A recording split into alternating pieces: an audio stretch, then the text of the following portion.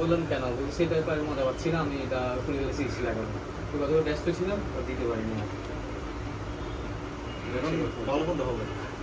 ভালো হইলে পারফরমেন্সের জন্য হচ্ছে কি 60 ভাইয়া, এর থেকে ভালো পিরেলি। মিড রেঞ্জের জন্য 60 ভালো, পিরেলি রক্স 3 রক্স 4 এগুলো ভালো। এর কোনো অপারেটর সাজেস্ট করতে 60 এর কোনো সাজেস্ট করতে মার্কেটে 60টা মনে হয় 60 চার ওভার স্লিপ করবে এরকম টাইপের। 60 স্লিপ না, অ্যাপোলো স্লিপ করে যায়, স্লিপ করে বলে এটা লাগায়।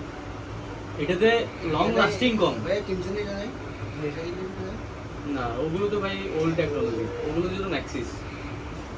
বলবো সফট না আগে বুঝেন টেকনোলজিটা কি। বায়াস হচ্ছে পুরনো টেকনোলজি, রেডিয়াল হচ্ছে গিয়ে নিউ টেকনোলজি, রেসিং এর জন্য, স্পোর্টস এর জন্য। হ্যাঁ, এইগুলো হিট হবে না, ওই টায়ারগুলো এগুলো হিট হয়ে যাবে খুব দ্রুত।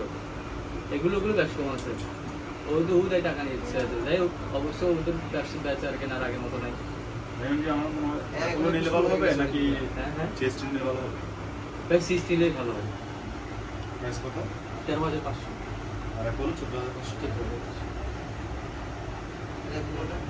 কত কিলো যাবে এটা? এটা রেগুলার, এটা হচ্ছে ফর্মাল রাইডিং এর জন্য 30 থেকে 50, আর বাকিটা হচ্ছে রাইডিং স্টাইলের উপর ডিপেন্ড করে।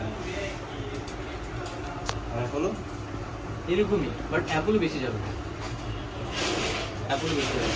আবার আপনি যেটা বলছেন এটা কি ফিক্সড? না, একটু ডিসকাউন্ট দেওয়া যাবে, সমস্যা নেই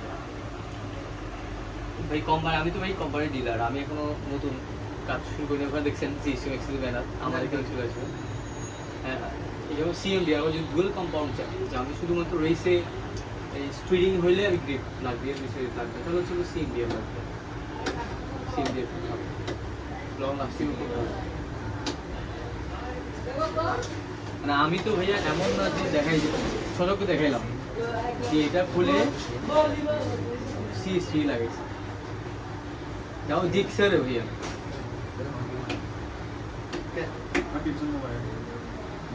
টেনশন হল লাগে তোমার পুরো আরেক লাগে টেনশন করে ভালো